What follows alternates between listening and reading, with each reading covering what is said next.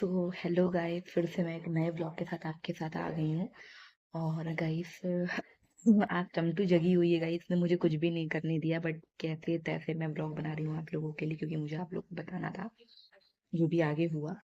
तो बस वही पापा के बारे में मैंने आपको बताया था। मम्मी की तबीयत खराब चली रही थी, डॉक्टर ने जवाब दे दिया था कि इसका कोई क्योर नहीं है, उनको हंटिंगटन की प्रॉब्लम हो चुकी थी।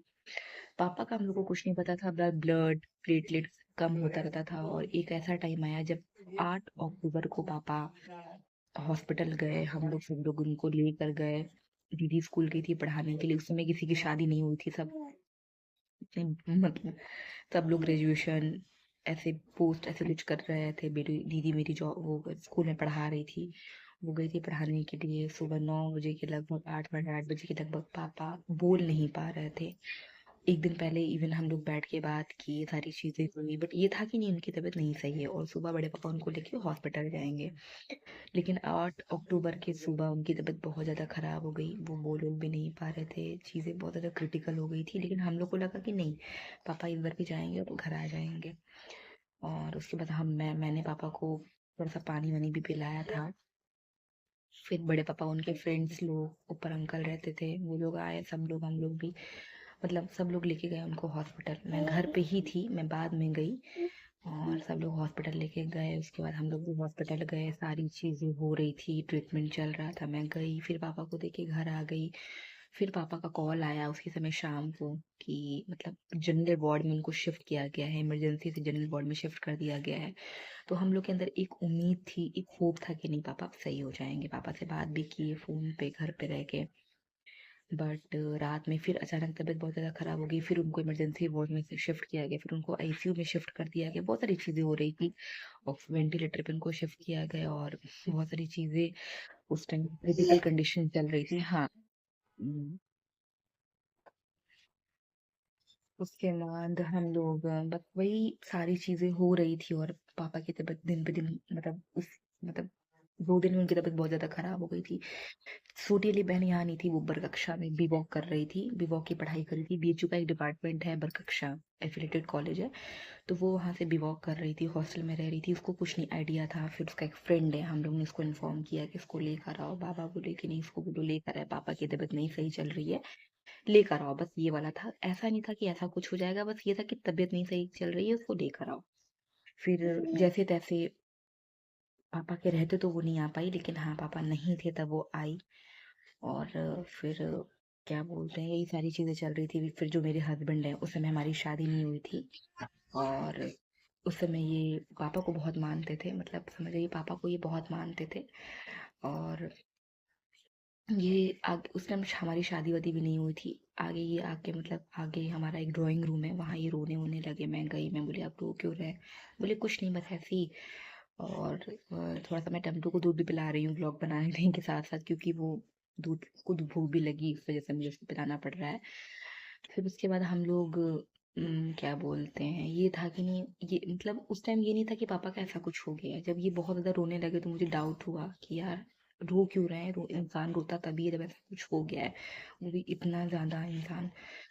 बट फिर भी हम लोग इतना विश्वास नहीं कर पा रहे थे। लेकिन फिर मैं गई, मेरा मन नहीं माना, मैं हॉस्पिटल गई, वहाँ से कॉल आया, ये चीज़ें हो गई, मैं हॉस्पिटल गई।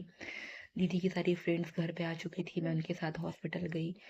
और वहाँ पता चला कि पापा का ऐसा ऐसा हो गया है। वो टाइम बहुत ही ज़्यादा क्रिटिकल था गाइस, बहुत ज़्यादा क्रिटिकल था। ऐसा टाइम था कि वो टाइम कभी किसी की लाइफ में ना हो, बस हम लोग ये चाहते हैं। और मतलब किसी की लाइफ में भी ना या मुझे ये लगता है कि किसी की भी लाइफ में ना हो यार। क्योंकि मुझे लगता है पेरेंट्स सबसे ज़्यादा इम्पोर्टेंट होते हैं ज़िंदगी में। बच्चों के जो पेरेंट्स होते हैं वो सबसे ज़्यादा इम्पोर्टेंट होते हैं, सबसे ज़्यादा मायने रखते हैं। और वही हुआ हमारे साथ, पापा ही नहीं थे हमारे। और उसके बाद फिर हम लोग, मैं तो बेहोशी हो गई थी, मुझे तो कुछ पता ही नहीं था कि जैसे तैसे हम लोग एम्बुलेंस में बैठ के पापा को घर लेकर वो 9 अक्टूबर का दिन था, विसर्जन का दिन था, बहुत बड़ा दिन था।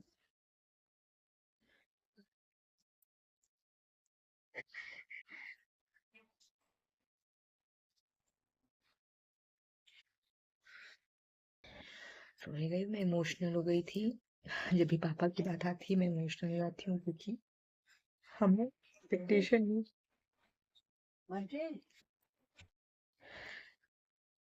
एक्सपेक्टेशन ही नहीं था कि ऐसा कुछ हो जाएगा, बट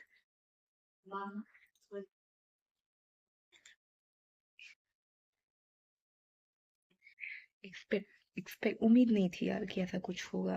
बट 9 अक्टूबर का दिन आज भी हम भूल नहीं पाते, हमारा पूरा परिवार नहीं भूल पाता है। हम घर जाते हैं, उनकी यादें नहीं जगी, वो चले गए लेकिन उनकी यादें।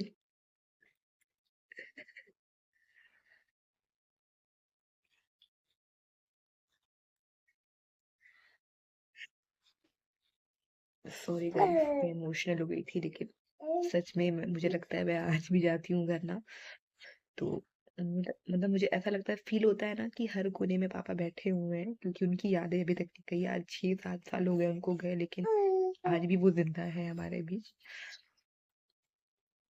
बस यही सारी चीजें हुई चली, और पापा हम लोग को छोड़ के चले गए। बाबा दादी को संभालना बहुत मुश्किल था, मम्मी को संभालना बहुत मुश्किल था, क्योंकि मम्मी और पापा का एक जो बॉन्ड था वो बहुत स्ट्रांग था, जो हमने देखा है बचपन से। मम्मी 1 मिनट पापा के बिना रह नहीं पाती थी, ना पापा रह पाते थे। मतलब कहीं से भी पापा आते थे ना, तो मेरी मम्मी का ही नाम लेते थे, मम्मी वेट करती रहती थी। बाबा दादी को फेस करना हमारे लिए बहुत दर्दनाक था उस टाइम पे, क्योंकि ऑलरेडी बस वो टाइम जैसे तैसे बाबा दादी को संभालना बहुत दर्दनाक था, मम्मी को संभालना बहुत दर्दनाक था, क्योंकि सब बहुत प्यार करते थे पापा से। बड़े पापा को संभालना बहुत दर्दनाक हो गया था, क्योंकि उनका और पापा का बॉन्ड भी हमने देखा है साथ में, बहुत स्ट्रांग था।